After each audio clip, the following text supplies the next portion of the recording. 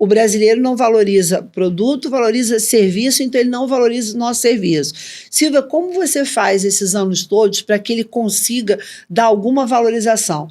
Eu sei que muito advogado não gosta de fazer o que eu vou falar, o que nós fazemos lá no escritório. Mas a gente manda a petição inicial, a gente manda a contestação. Eu anoto no sistema de controle do escritório, por exemplo, que hoje eu já fiquei tanto tempo com a funcionária da vara tal. Quando ele recebe o relatório, tudo aquilo que nós fizemos foi anotado no sistema, ele vai receber. É uma forma que nós criamos dessa pessoa, de alguma maneira, tentar valorizar o trabalho. Silvia, mas aí quando ele recebe a petição, a contestação, ou a réplica, ou o que seja, ele não quer ficar discutindo com você? Não, porque nós temos uma cláusula no contrato que diz que a estratégia é definida pelo escritório contratado. A estratégia é minha. Eu entrego a ele que fala, depois. Conversei com outro advogado. Isso, e o então, advogado meu filho, falou... então você vai lá com outro advogado. Porque eu estou te mandando a peça para você ver o trabalho que eu fiz. E aí os clientes já habituaram e não ficam discutindo. Mas eu penso, Lisandro, que a maneira de tornar palpável o nosso trabalho para esse cliente. Ele não pode dizer que eu não tenho contato com o meu advogado, eu não falei, eu não sei o que está acontecendo. Como manter o cliente fidelizado? Eu acho que é com isso aqui. Dá um trabalho danado. Dá um trabalho danado. Eu preciso ligar, eu preciso falar. Você mantém o contato ali com seus clientes? O que eu faço, ele tem acesso a você? O que eu faço só, e aí fica aqui, né, para quem estiver nos assistindo, não dá para ficar brincando de gato e rato.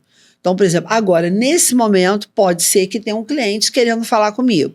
Se ele não tem um retorno, ele vai ficar muito satisfeito. Mas se a minha secretária responde e diz, nesse momento a doutora Silvia não pode, mas ela pode te ligar amanhã às 10 horas? Ok, tranquilo.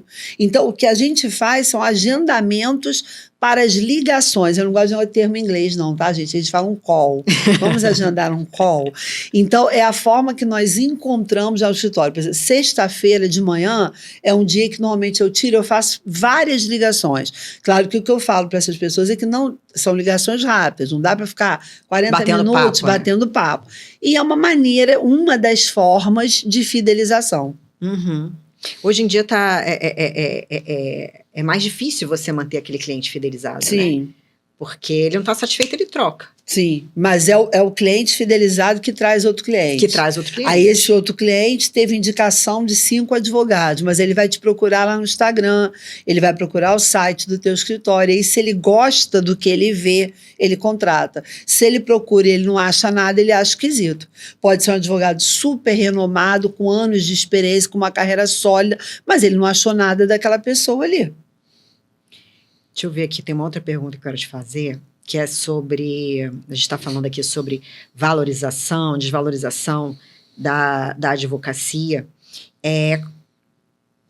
Como que você entende, né? A gente está falando aqui sobre desvalorização da advocacia e como que o advogado deve enfrentar hoje, né?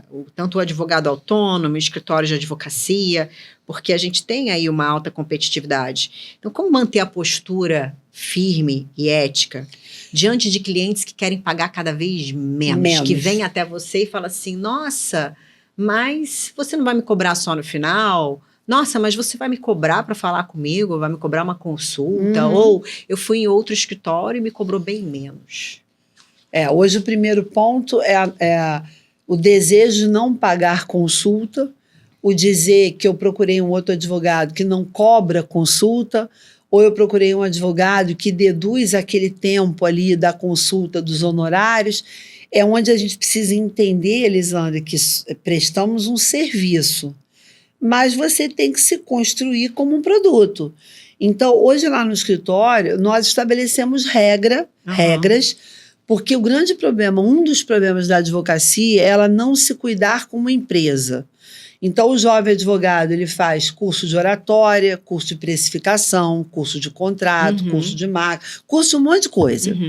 E aí ele recebe lá o primeiro cliente dele. Quando ele recebe o primeiro cliente dele, esse cliente já não quer pagar, já quer que ele contrate para receber só no êxito. Como ele está ansioso pelo primeiro cliente, ele já aceitou esse aqui. Aí vem um outro cliente que te pressiona, por exemplo, a juntar uma procuração num processo, mas ainda nem assinou o seu contrato. No meio de tudo isso aqui, vem a sogra do seu irmão, que quer que você faça uma ação de usucapião de graça, e o primo do seu vizinho, que quer também que você faça um inventário para receber só quando acabar. Você já tem aqui, sei lá, 5, 6 ações judiciais, e você não está conseguindo cuidar direito disso aqui, porque as pessoas não entenderam regra, elas estão te abordando a todo momento, durante todo o horário, inclusive final de semana, e a sua advocacia ela está toda o quê? Desorganizada. Então, a gente, como toda empresa, tem um padrão, né? Se eu quero, sei lá, comprar um pão de queijo, eu vou no caixa, eu pago o pão de queijo, depois eu entrego a nota, o funcionário pega a nota, ele me dá o pão de queijo. Nós temos que colocar esse padrão na advocacia. Perfeito. Eu atendo o cliente, tomo uma consulta, ele paga a consulta, ele recebe uma proposta, ele dá o ok na proposta, ele assina um contrato. Gente, não queima essa etapa. Porque se você queimar essa etapa, você nunca vai construir uma advocacia sólida como empresa. E aí vai dizer, eu não tenho férias, eu não tenho 13º, então não tenho estabilidade, eu quero fazer concurso público. Mas será que a responsabilidade não está na forma como esse advogado está lidando com os clientes? Uma coisa que eu também vejo, escuto quando eu vou atender alguns escritórios, é a cabeça ainda do sócio, que é uma cabeça ainda muito voltada a como era feita a advocacia antes, aqui no escritório qualquer cliente é cliente. A gente não perde cliente. Qualquer cliente é cliente pra gente. E eu não posso cobrar muito caro. Porque se eu cobrar muito caro, às vezes eu vou perder o cliente. Porque ele quer qualquer cliente, né? Então ele cobra de acordo com a cara do cliente. E aí depois, no final, a gente vê mais pra frente e reajusta o contrato. O que você pensa dessa prática? É o que eu acabei, acho que é um pouco o que eu falei aqui, né? A gente, quando entra para comprar um pão de queijo, tem uma regra. O pão de queijo custa tanto, não importa quem está comprando o pão de queijo, e a regra é aquela ali. A mesma coisa é a advocacia. Você vai chegar lá no escritório, quanto nós cobramos por uma ação de guarda? É X, porque eu mensuro o trabalho. Claro que é onde conhecer o processo me dá essa segurança para precificar mais fácil. Aliás, eu acho, Lisandra, que todo advogado do contencioso ele tem que saber processo.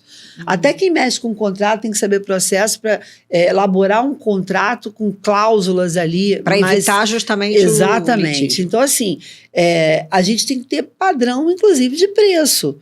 E aí o cliente se adequa, Clarice, você está brincando, mas não pode ser assim. A realidade está muito triste. Crie padrões para que você possa estruturar a sua advocacia. Senão, eu volto a dizer, comecei a advogar, não deu certo, vou tentar concurso público. Será que não deu certo ou será que você não estruturou a sua advocacia da forma correta?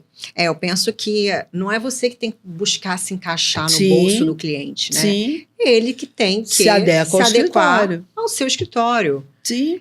E se aquele cliente não consegue se adequar, ele não é cliente para você. Então, aquela mentalidade de que qualquer cliente é cliente aqui do escritório, a gente não perde clientes, é uma mentalidade que acaba sendo um tiro, né? Um tiro na cabeça, porque você vai querer pegar qualquer cliente, e às vezes não é o cliente para o seu escritório, aí, não é o cliente que vai valorizar a sua advocacia. E a pergunta que eu sempre faço, será que é melhor você ter 15 clientes ou você ter 5 clientes que você consegue, sexta-feira, falar com eles, mandar um relatório do processo? Porque esses 5 que você cuida ali de forma bem próxima do cliente, de forma bem personalizada, certamente ele vai trazer mais 5 bons clientes.